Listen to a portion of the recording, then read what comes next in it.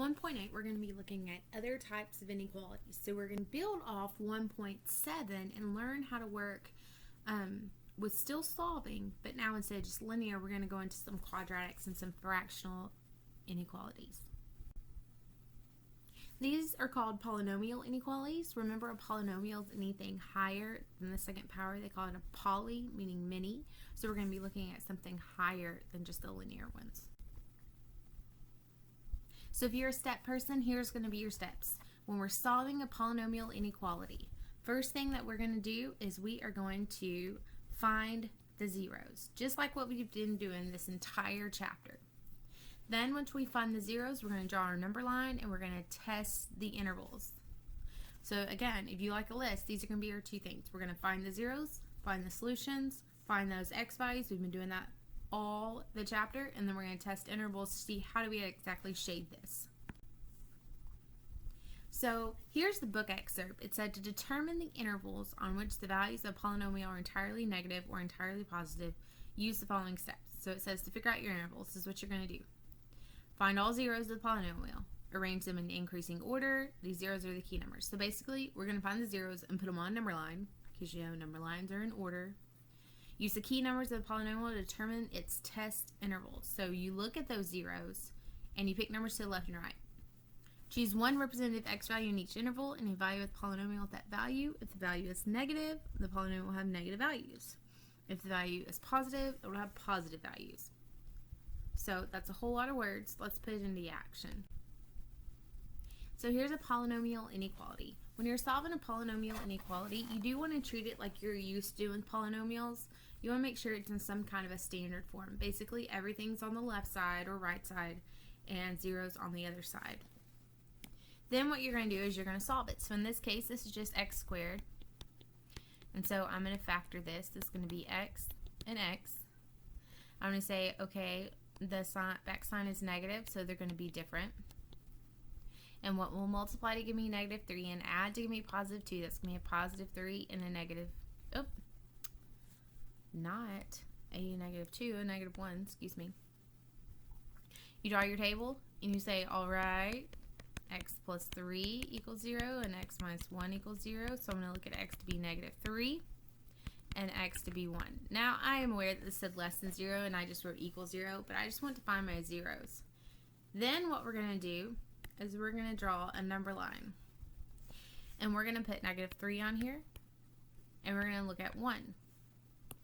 So these are kind of my boundary points.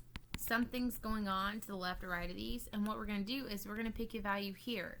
We're going to pick a value in this area and one in this area. And see if it's true for the original problem. If it is true for the original problem, then I'll be like, all right, well, I can shade in there. And I'm going to check the next one and see if I can shade in there, etc., etc. So let me go to the next screen and we're going to try some stuff. Alright, so let me kind of get us a number line up here. Remember, we had negative 3 and 1. And so what we want to do is we want to take values to the left and right of each of these numbers. And so I'm just going to pick some nice values that I want to check. And I say nice because you can pick anything. I told you this is kind of a boundary right here. So I want to pick a value that's in this area. So that means anything less than 3, negative 3. So you can pick negative 4, negative 5, negative 10, negative 242. Doesn't matter. We're all still going to get something. So I'm going to pick negative 4. I need to pick a value right here between negative 3 and positive 1. Again, you can pick anything between negative 3 and positive 1.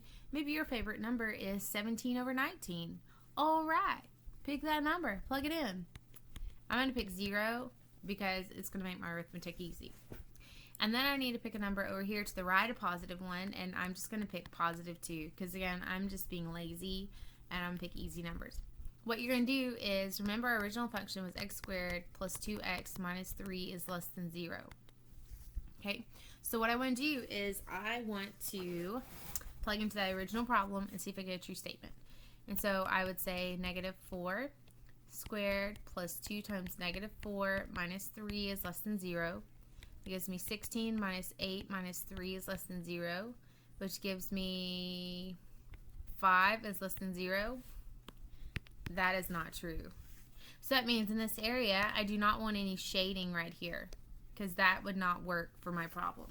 The whole reason that we shade is to show what our solution set is for the problem. So I'm going to try 0. So I have 0 squared plus 2 times 0 minus 3 is less than 0. So it gives me negative 3 is less than 0. Well, you know what? Yep, negative 3 is less than 0. And so I'm going to shade in this area here. Now, because this thing is less than 0 and not less than or equal to, I'm going to just put parentheses and not brackets. Now let's test our last value, and that would be 2. So I would say 2 squared minus, plus 2 times 2 minus 3 is less than 0. That gives me 4 plus 4 minus 3 is less than 0, which again gives me 5 is less than 0. That didn't work either, so I would not shade in this region. So my graph for the solution to this inequality, to show all my solutions, and you will have to graph these on WebSign. If it doesn't show up, you need to update your Adobe Flash Player or use Chrome or Firefox. And I'm going to shade in between negative 3 and 1, and I'm going to put a parentheses on those two sides. Now, in one of my classes, a student said, do we always just shade between two numbers? Well, no, that's not always true, but in this example, it has to be true. Let's look at the next one. Alright, in this problem, first thing I'm going to do is I'm going to kind of get in a standard form, get everything over to one side, just like we stated in the previous example. So I'm going to add 3 to move it over, and that gives me x cubed minus 3x squared minus x plus 3 is greater than 0. Okay? Next thing I'm going to do is I'm going to find my 0. So I have to think, could I factor out a GCF from this? No, I couldn't. They all 4 don't have something in common. I can't really factor it into my two parentheses like the previous example because I've got 4 things going on here. But whenever you see 4, you should think factor by grouping. And so I am going to group the front 2 and the back 2. In the front 2, I noticed they have an x squared in common, leaving me left with x minus 3. Now in the back part, I noticed x and 3 don't have anything in common. That's actually a negative x. But if I could make it an x minus 3, that would really make my life happy. And so what I'm going to do is I'm going to take a negative 1 out of this back part. Taking a negative 1 out just changes your sign to give me a positive x and a negative 3. Then I'll just bring down the right part. Now if I factor out this x minus 3 that both of the two terms have in common, it gives me an x minus 3 out front and an x squared minus 1 at the back. So now when I draw my table, I get x minus 3 is 0, so it gives me x to be 3. And over here, I get x squared minus 1 equal to 0, which is x squared equal to 1. So then square root, I get x equals plus or minus the square root of 1, which is just plus or minus 1, because the square root of 1 is just 1. So in this case, I have 3 different zeros I'm going to check to the left and right of. So let me go to my next screen so I can get my number line. Alright, so I'll use this little header up here. So I've got this number line here, and I had positive 3, I had positive 1, and I had negative 1. So again, I'm going to pick values to the left and right of each of these. Well, I'm going to tell you, I'm going to pick 0, because this is just really nice. I'm going to pick 2, I'm going to pick 4, and I'm going to pick negative 2. Again, you can pick any number. I just make it easy on myself. And so what you do is you pick negative 2, you plug it in, you pick 0, you plug it in, you pick positive 2, you plug it in, and you pick positive 4, and you plug it in. I assume everyone can kind of do arithmetic, but let me just give you a fair warning. When you're plugging this in back to your original, and remember our original was x squared minus 3x squared minus x is greater than negative 3, you always go back to the original. Now, for time's sake, I'm going to tell you what all 4 of these values plug in to get. When you plug in negative 2, you end up with negative 18 is greater than negative 3, and that's not true, so I'm not going to shade here.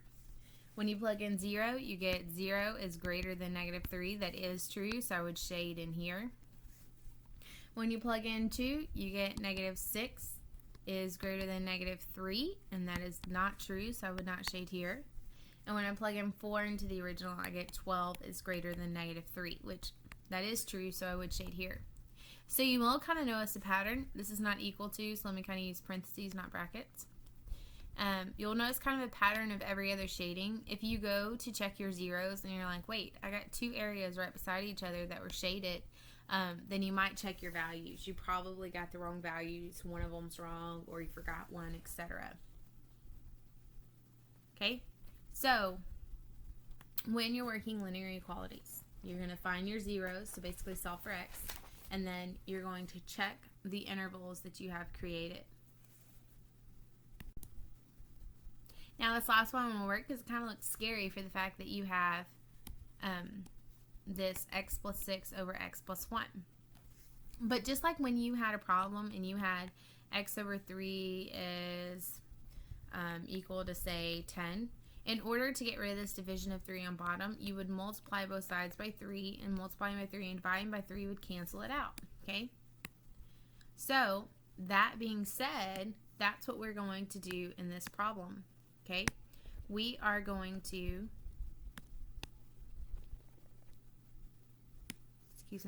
we are going to first move the 2 over, which gives me x plus 6 over x plus 1. Add this 2 to the other side to give me less than 2.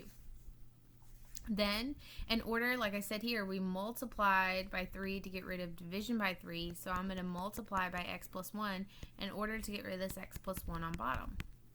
This leaves me with x plus 6 is less than 2 times x plus 1, which is fine, because now I can distribute, and that gives me x plus 6 is less than 2x plus 2. And then just go about solving inequalities like you know. So 2x minus x, that's like minus a 1x. That gives me 6 is less than x plus 2. Subtract the 2 over, it gives me 4 is less than x. So then if you wanted to graph this, here would be 4. It is eating the letter, or it's facing the letter. 4 is less than x, and so I'm going to use a parentheses because it's not equal to it, and I'm going to shade to the right. Okay, so when you're working 1.8, I hope this helps. Remember, you do have to graph in WebAssign, so if you have any issues with the number line not showing up, update your Adobe Flash Player or enable it, and make sure you're using Chrome or Firefox. Internet Explorer just does weird stuff, and sometimes Safari doesn't work either. So I hope this helped. Let me know if you have any other questions.